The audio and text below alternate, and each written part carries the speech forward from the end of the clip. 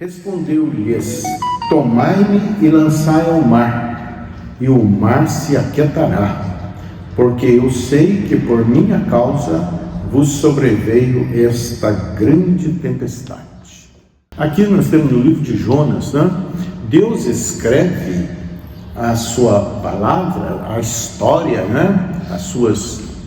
Os seus princípios, ensinando nós. Ele escreve com pessoas e também com animais e com coisas. Então aqui nós vemos que Deus, né, deu uma ordem a Jonas: vai à cidade de Nínive e clama contra ela, porque a sua malícia subiu até mim. Quer dizer, uma cidade com milhares de habitantes que não temia a Deus e que vivia na transgressão. E a malícia deles subiu até o céu, né? Subiu até Deus. E Deus então vai usar um profeta para ir lá e falar para eles: clama contra esta cidade, né? Aí Jonas, diz aqui que Jonas se dispôs, mas para ir para longe, né? Para fugir da presença de Deus. Então, esse fugir da presença de Deus, ninguém pode fugir da presença de Deus. Aqui ele percorreu mais de 3.000 quilômetros fugindo da presença de Deus. E ele tomou um barco, e este barco veio ondas bravias, ventos fortes sobre ele, e estava a ponto de ir a pique.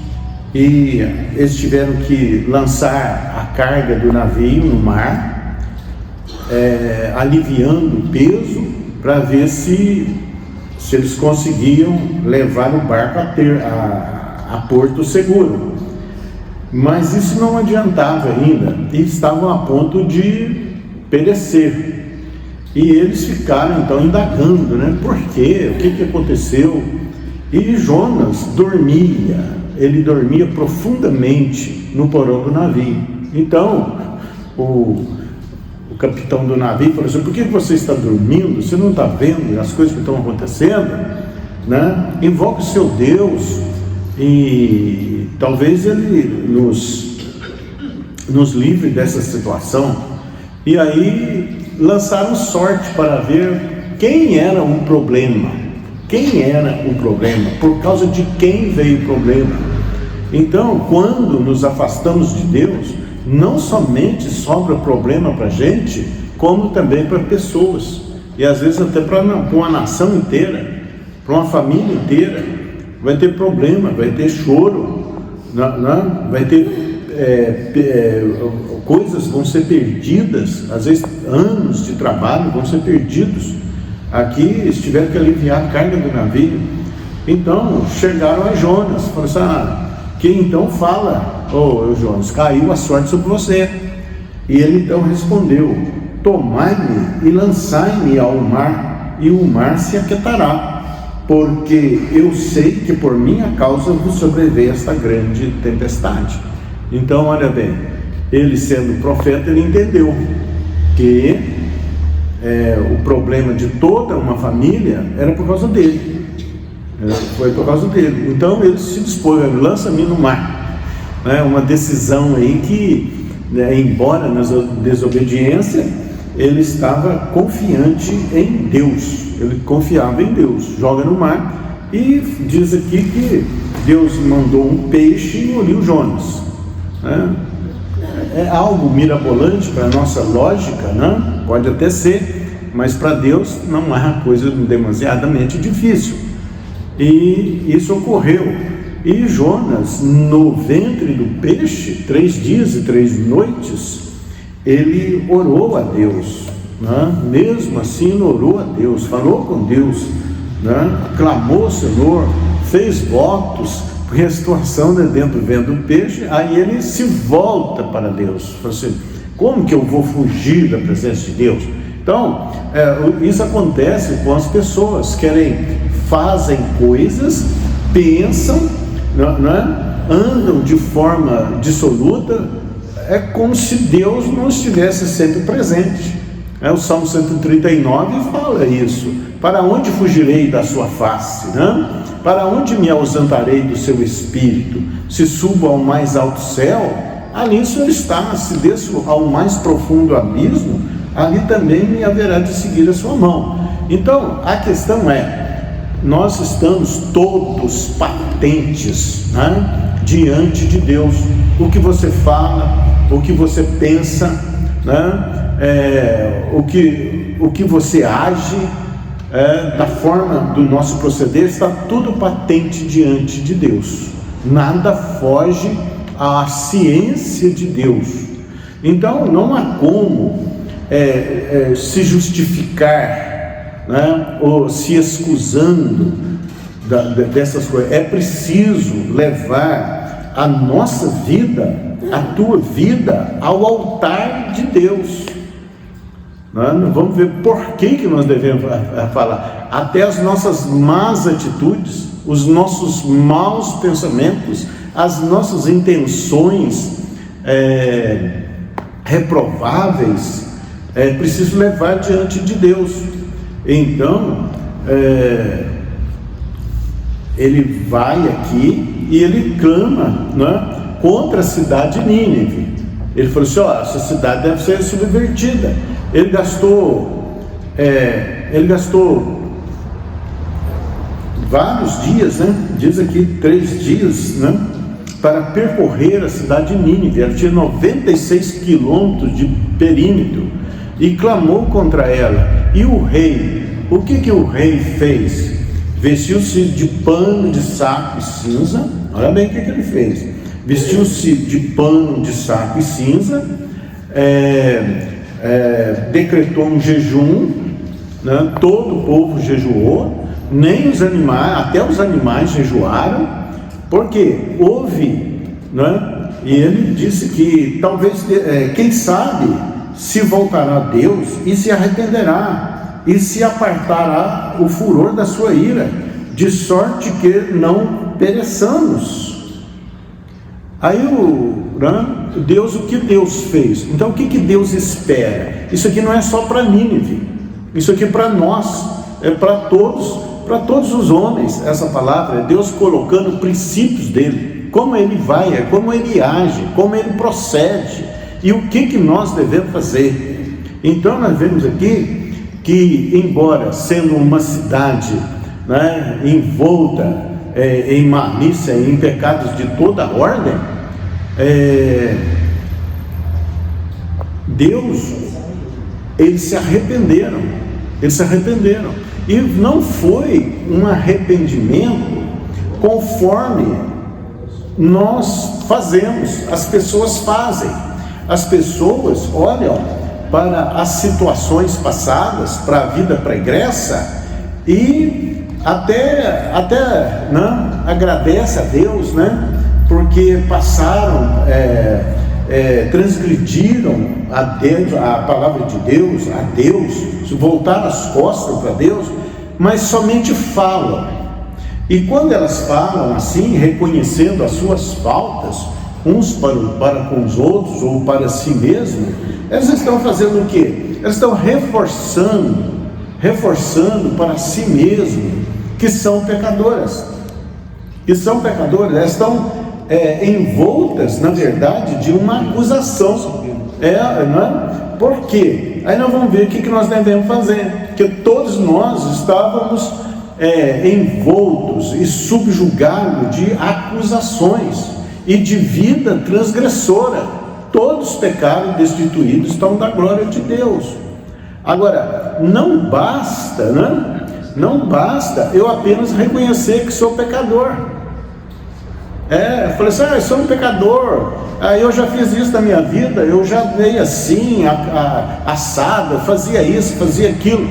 Mas olha bem, essa conversa, né, que você fala com as pessoas ou fala consigo mesmo, não é suficiente. Ela não é suficiente para te livrar, porque o que Deus espera de nós, né, nós vamos ver aqui, é um sincero arrependimento.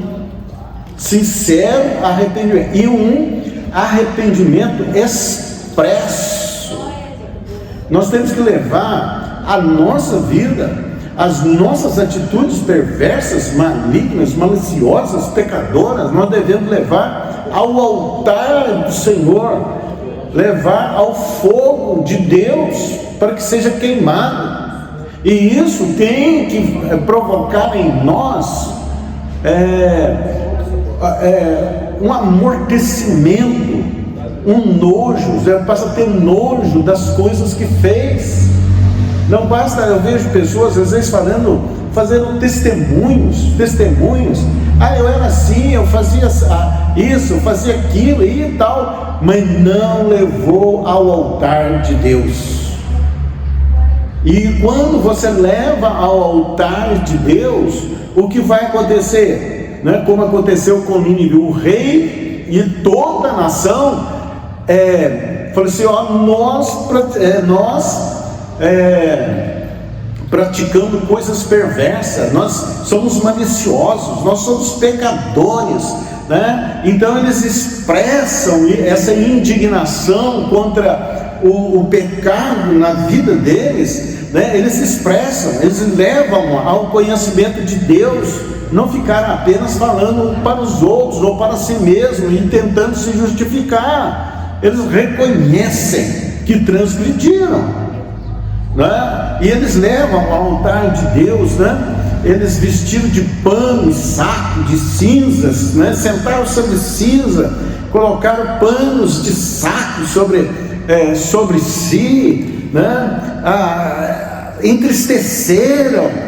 Pecado tem que provocar em nós uma tristeza e não nos vangloriarmos. Jesus me salvou, mas e aí? Vamos passar uma limpeza na nossa vida? Porque o que acontece? Quando não se faz isso, os pecados anteriores cometidos, eles continuam, nós continuamos a colher sementes dele, frutos dele, porque plantamos espinhos, estamos colhendo espinho. Por isso que muita gente fala assim: eu sou de Deus, mas está acontecendo isso na minha vida. Por quê? Porque não levou ao altar de Deus. Aqui o rei leva, e leva toda a sua população, aos seus habitantes, a levar diante de Deus pano de saco em cinza, arrependimento sincero e expresso arrependimento. Põe pano de saco, senta-se sobre a cinza, entristece, não solta os animais para o campo, para os animais pastarem, né? Mostrando para Deus, né? Ele diz aqui: quem sabe se voltará a Deus e se arrependerá e se apartará do furor da sua ira, de sorte que não pereçamos? Então olha bem, eu aceitei Jesus esqueceu os meus pecados, lançou no mar do esquecimento, Deus não se lembra mais. Mas acontece que nós plantamos sementes ruins, sementes de espinhos, e nós vamos colher o que o homem plantar, ele vai continuar colhendo. Agora, quando você aceita, quando você faz aliança com Deus através de Jesus Cristo, você começa a plantar semente boa, mas há uma colheita ruim. Então, e como nos safarmos disso, como sair disso, né? Então a palavra de Deus vai mostrar para nós como nós devemos proceder. Então, arrependimento expresso e sincero, nojo das coisas inconvenientes que praticaram, nojo de uma vida pregressa, reprovável. Então, aqui, né, até o que aconteceu? Viu o que fizeram. Olha bem, levaram ao altar de Deus, e Deus viu o que eles fizeram, né? E diz aqui: e como se converteram do seu mau caminho, e Deus se arrependeu do mal que ele tinha dito lhes faria, e não fez. O que aconteceu? Jonas então ficou indignado, né? Falou assim: o senhor fez tudo comigo aqui, eu tive que vir aqui, eu falei que o senhor ia subverter essa cidade, o senhor não subverteu nada, né? Eu bem sabia, por isso que eu não queria vir. Aí eles começam a se justificar, né? Por isso que eu nem queria vir, por causa disso, porque eu sabia que o Senhor é misericordioso, senhor se arrepende do mal, não é? Então nós estamos diante de um Deus misericordioso. Mas por Ele ser misericordioso, nós não podemos nos subtrair de levar a nossa vida, inclusive a pregressa, né, as nossas transgressões, diante do altar de Deus, para que seja queimado. O fogo arderá continuamente sobre o altar e não se apagará, de forma que pois sabia que és Deus clemente, misericordioso, tardio em irar-se, grande em benignidade. Olha bem, isso é o nosso conforto, a nossa alegria, e que te arrependes do mal. Aí o que Jonas fez depois que ele fala isso? Peço-te, pois, ó Senhor, tira a minha vida, porque melhor é morrer do que viver. Olha bem, Jonas estava olhando para si, somente para si. Falei assim: acaso, Jonas, eu não teria misericórdia de 120 mil pessoas que se arrependeram, e você está querendo defender a sua imagem, né? Porque você disse que ia subverter e não foi subvertido nada, né? Você está querendo garantir a sua identidade de profeta, né? E eu não teria misericórdia destas pessoas? Acaso é razoável, né, a sua indignação? E era tão grande a indignação que ele pediu a morte. Era melhor morrer, né? Olha, né, o orgulho dele, né? O orgulho do profeta, ele pensando somente, né, já foi falado aqui, somente no seu umbigo, somente nos seus interesses próprios, mas não tendo um coração voltado para uma multidão que precisava do socorro de Deus. E Deus então manda uma planta, e ali vocês já sabem da história. Um dia nasceu, no outro dia deu sombra para ele, no outro dia ela secou e veio o sol escaldante, e Jonas novamente pede para si a morte, e Deus fala com ele: eu não vou ter misericórdia, você está indignado com essa planta que não te custou nada, um dia nasceu, no outro pereceu, e eu não teria misericórdia de 120 mil pessoas que se arrependeram? E não hei eu de ter misericórdia da grande cidade Nínive, em que há mais de 120 mil pessoas que não sabem discernir entre a mão direita e a mão esquerda, e também muitos animais? Deus preservou até os animais quando eles se arrependeram. Então, isso aí de ficar às vezes até vangloriando de uma vida passada transgressora, Jesus me salvou, né? O que Deus quer de nós? Sincero arrependimento, mas um sincero arrependimento e expresso arrependimento tem que ser levado ao altar de Deus. Nós vamos ter um nojo, né? O nosso coração vai ficar constritado, nós vamos ficar, né, pesarosos. Isso tem que provocar um pesar em nós, porque aí é o sincero e expresso arrependimento. Como é um sincero e expresso arrependimento, e Deus é cheio de misericórdia, Deus vai proporcionar, né, um livramento. Você vai parar de colher os frutos de semente más que você plantou. Então, nós vemos aqui, se você vai no livro de Mateus, né, diz aqui que um homem bom tira do seu bom tesouro coisas boas, né? Mas do mal tira coisas más do seu tesouro. O homem bom tira do tesouro coisas boas, mas o homem mau do tesouro tira coisas más. Então nós, tendo convertido, né, nós começamos a ter coisas boas, bom tesouro em nós, bom depósito em nós. E diz aqui: digo-vos que de toda palavra frívola que proferirem os homens, dela darão conta no dia do juízo. Então nós não podemos jogar a palavra fora, nós não podemos vangloriar de coisas passadas de que nós fizemos, e nem passar um pano por cima, achando que isso não vai produzir problemas para nós, não é? Mas tem conserto, dá um glória a Deus, né? Tem conserto, bendito seja o nome do Senhor. Agora, o que nós vamos fazer, né? Então, pelas nossas palavras, nós seremos justificados, e pelas nossas palavras seremos condenados. Então, que tipo de palavra nós temos colocado diante de Deus? É preciso colocar tudo diante de Deus. Sejam conhecidas todas as vossas orações, e petições e ações de graça diante do Senhor. Às vezes eu fico olhando, as pessoas ficam olhando para as outras pessoas e falam de coisas assim, mas e a repercussão sincera disso diante do altar de Deus? É preciso levar ao altar de Deus com sincero arrependimento e com o coração constritado. Para quê? Para que aquilo não sirva, né, de vanglória para nós. Muitos falam assim: eu fui salvo e agora eu sou de Jesus e a minha vida foi transformada, e eu era assim, mas aí passa a ser vangloriado estas coisas. E nós devemos o quê? Quebrantar, né? Sentir nojo, ver o peso que as transgressões produzem em nós, né?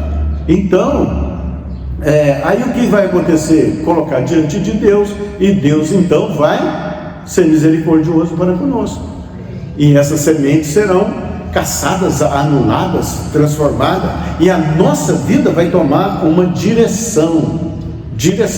Eu agi assim, mas agora eu não vou me vangloriar do jeito que eu agia. Eu ajo agora da forma de Deus, e eu já limpei a minha vida pregressa diante do altar do meu Deus, e eu sei que Ele é misericordioso, né? Para perdoar, para se arrepender do mal, né, que é decretado contra nós quando nós transgredimos. E então, nessa passagem aqui, eles falam aqui que então alguns escribas e fariseus replicaram: mestre, queremos ver da tua parte algum sinal. Todas as pessoas querem ver sinal de Deus, né? Eles aqui queriam ver sinal de Deus.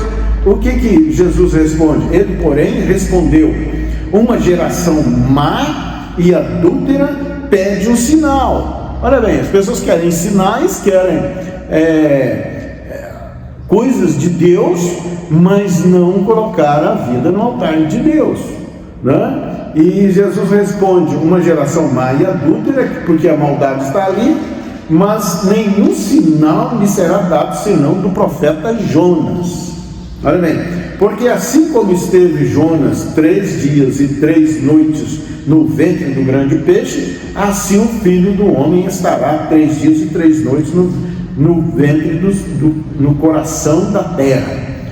Ninivitas, olha bem o que Jesus fala: ninivitas se levantarão no juízo com esta geração e a condenarão, porque se arrependeram com a pregação de Jonas, e eis aqui quem é maior do que Jonas.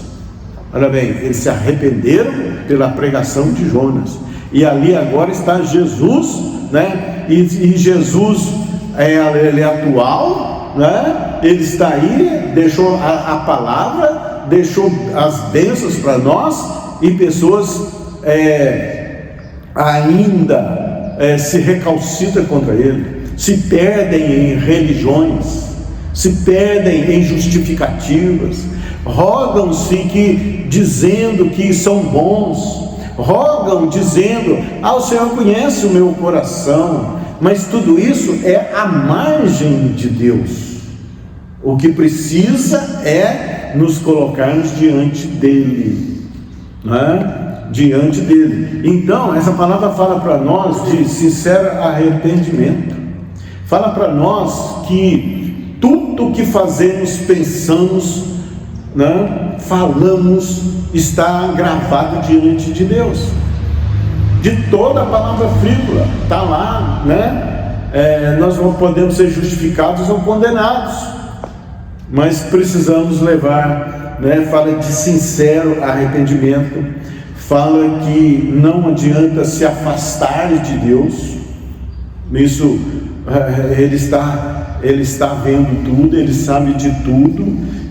Embora a gente, muitos afastam de Deus, mas Deus não se afasta deles. E Deus é como bom pai de família que corrige o filho a quem ama, e fala que ele corrige, ele açoita todos aqueles que vão para Ele. Para quê? Para que dê a correção, para que tenha disciplina, para que não andem mais dissolutamente, para que tem que haver este arrependimento sincero e expresso.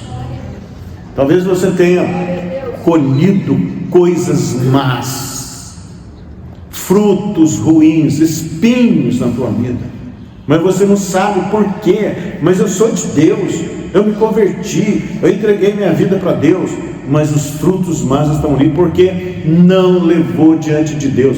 O Senhor esqueceu, Ele esqueceu, mas a semente foi plantada e nós passamos a colher essas coisas.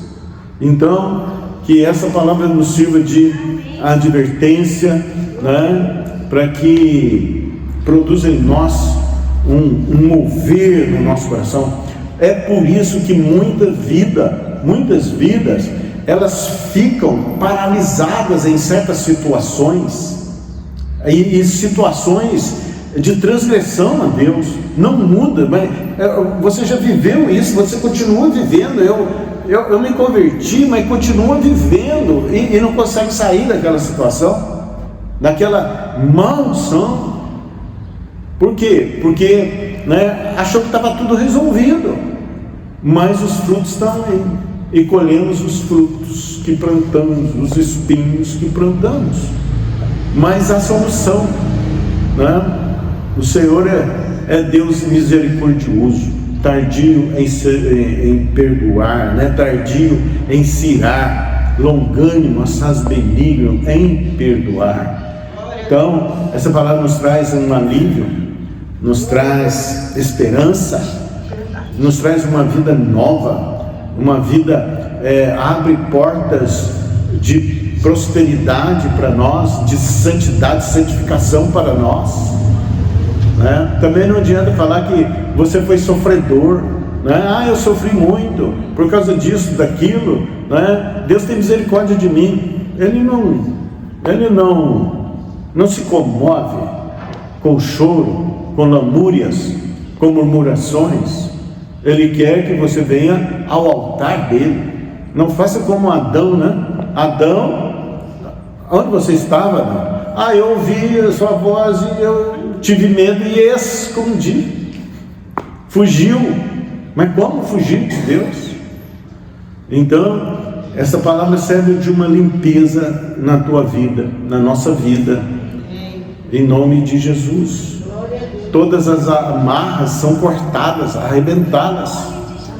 Você não vai reincidir nas coisas transgressoras que você praticava, porque agora vai ter mover de Deus, vai ter novidade de Deus. Você levando ao altar de Deus a nossa vida, tudo está patente aos olhos de Deus. Não há coisa oculta que não venha se revelar, não há coisa escondida que não venha se manifestar diante de Deus. Então está tudo diante de Deus.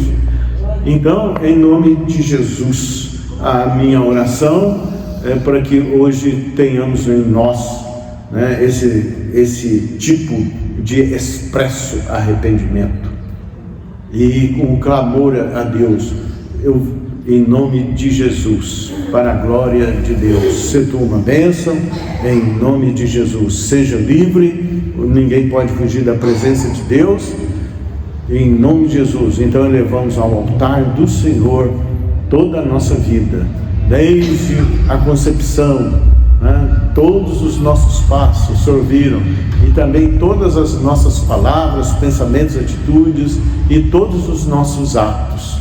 Mas em nome de Jesus, nós manifestamos o sincero arrependimento e expresso arrependimento das más obras diante de Deus, em nome de Jesus.